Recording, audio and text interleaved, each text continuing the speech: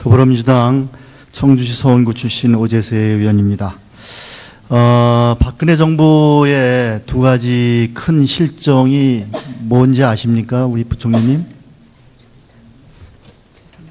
제일 큰 실정이요. 전셋값하고 부동산 값을 올린 거예요. 그렇게 다들 얘기하고 있는데 어떻게 생각하세요? 그 부동산 가격은 전세값과 부동산값 그러니까 많이 올랐죠?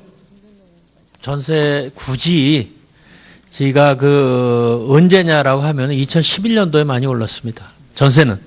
부동산 가격은 비교적 안정적으로 유지가 되어 왔고요.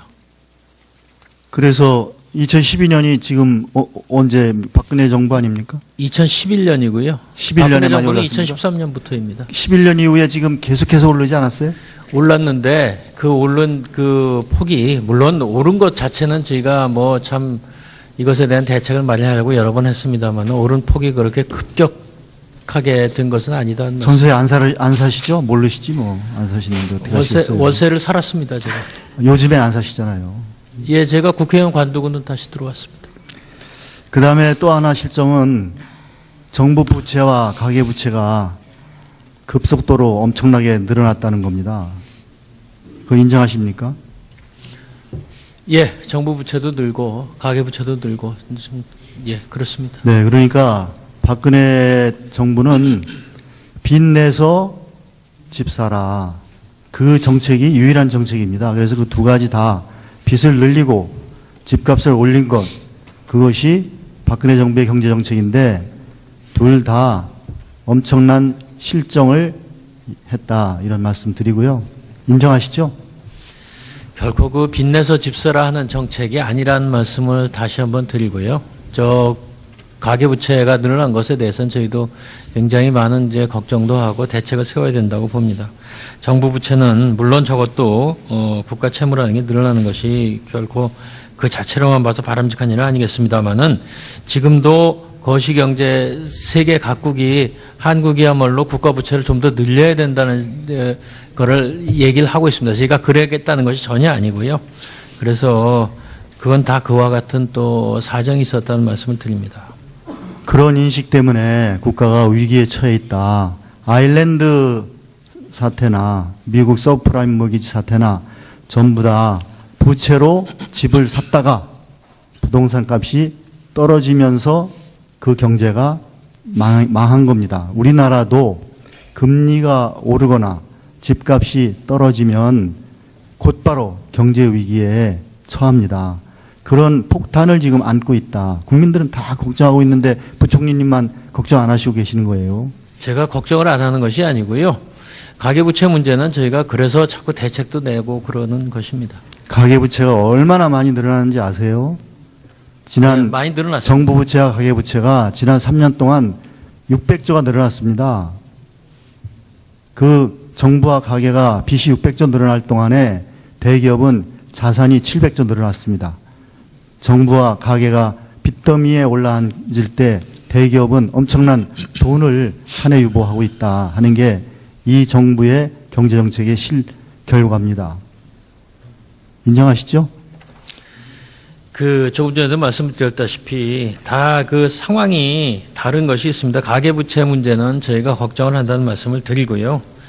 국가부채는 늘어난 것 자체는 저희도 그것을 뭐 좋다는 뜻은 전혀 아닙니다. 그런데 우리나라의 거시경제 여건상 불가피한 측면도 있었고 국가 채무는 전 세계적으로 비교해 볼 때 그래도 매우 양호한 그런 말씀을 하시면 그게 국민에게 위안이 안 돼요. 나중에 금리가 올라가고 부동산 값이 떨어져서 경제가 꼬꾸라지는 일이 만일 발생한다면 그때 가서 그때 부총리가 얼마나 거짓된 말을 했구나, 역사에 죄를 지었구나 하는 결론이 나올 겁니다. 그 증세 없는 복지를 한다는 것은 거짓말이다. 이거는 여당 대표가 한 말입니다. 그리고 담배세를 증세를 해놓고 증세 아니다. 그런 얘기를 했어요. 그게 바로 지록 위마입니다. 사슴을 말이라고 하는 고사에 나오는 허무맹랑한 거짓말, 담배세는 증세가 아니다. 그랬죠? 예, 담배세가 뭐 결과적으로 증세인 것은 맞습니다만은 그러나 그것의 목표는 건강 관리에 관한 것이다라는 말씀을 뭐 그러니까요. 그게 지록의마예요. 담배세 증세라고 하십시오. 건강관리는 거기다 붙이지 마시고. 그 다음에 서민들이 세금을 많이 냅니까? 부자들이 세금 많이 냅니까? 부자들이 세금을 많이 내죠. 아닙니다. 부자들보다 서민들이 많이 냅니다. 총리님, 예. 서민들이 가장 많이 하는 게 세 가지가 있어요. 뭐냐? 자동차 필수 불가결하기 때문에 타는 것, 그 다음에 담배 피우는 것, 그리고 술 마시는 것이 있는데 우선 담배값에 세금이 몇 프로인지 아세요?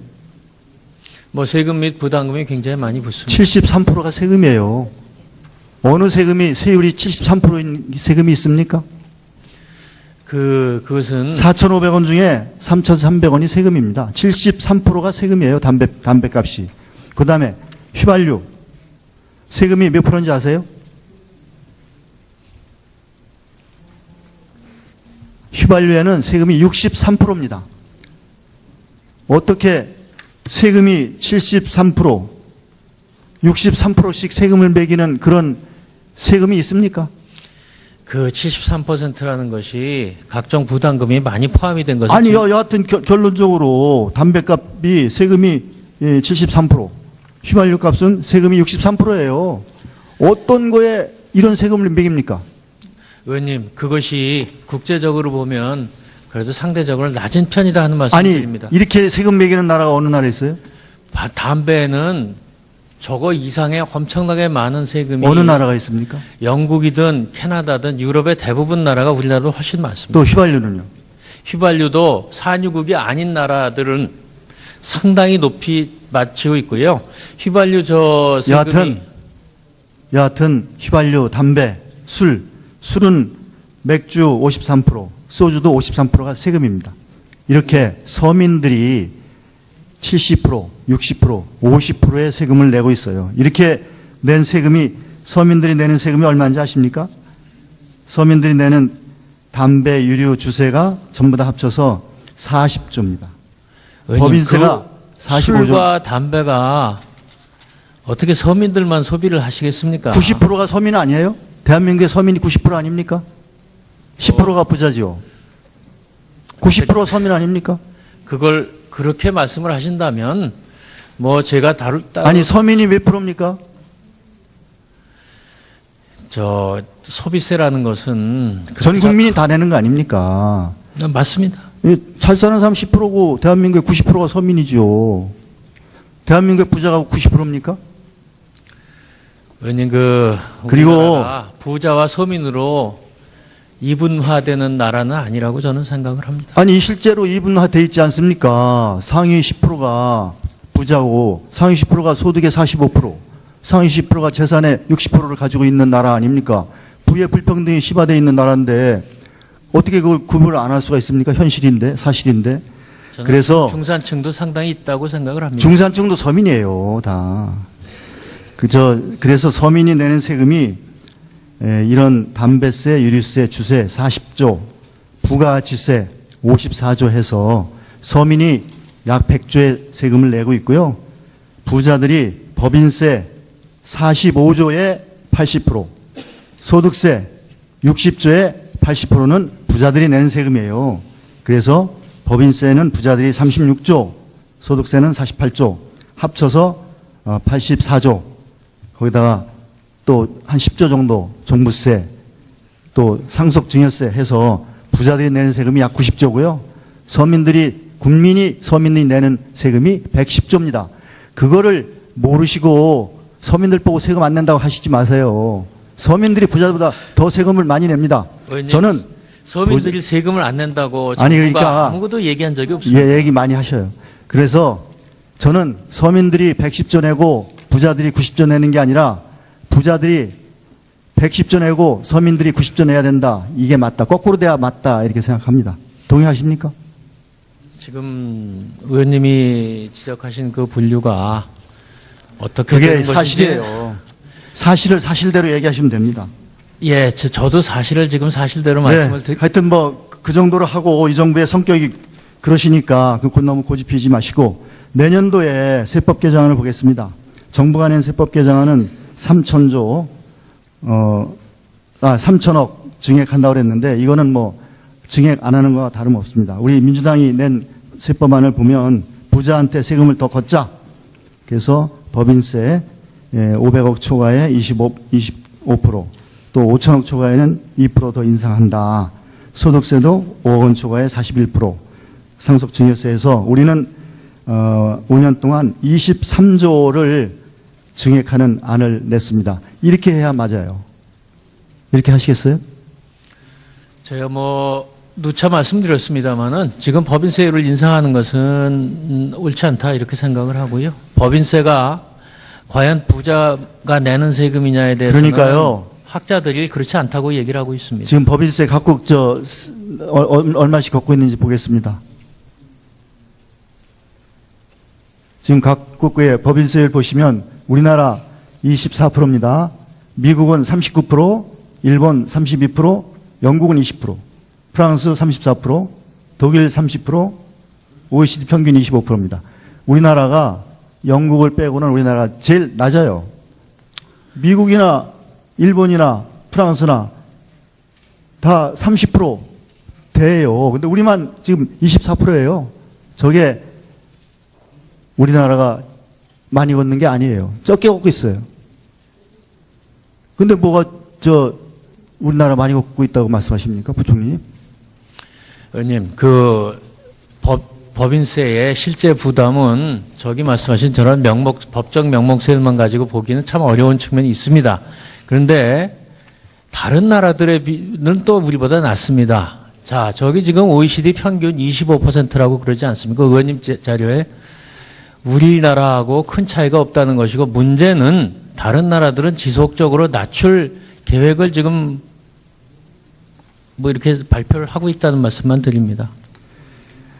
그동안에 2007년하고 2015년 동안에 법인소득은 156조에서 249조로 59%, 60%가 늘었고요. 개인소득은 43%밖에 늘지 않았어요. 근데 소득세 세수가 50% 늘 동안 법인 세수는 25%밖에 늘지 않았습니다. 이렇게 법인들은 소득세에 비해서 세금을 덜 내고 있다. 아까도 말씀드렸지만 정부와 가계는 부채가 600조가 늘어나는 동안 대기업은 700조를 자산을 늘려고 있어요. 사내유보금. 그 사내유보금은 결국 주주들 배당으로 나가는데 주주의 배당이 1%가 거의 배당 소득의 80%를 가져갑니다. 결국은 대주주들에게 이익을 돌려주기 위해서 법인세 세수를 안 늘리는 거예요. 뭐 때문에 그렇게 합니까? 엄청난 주주 대부자들한테 왜 세금을 안 걷겠다고 하는 거예요?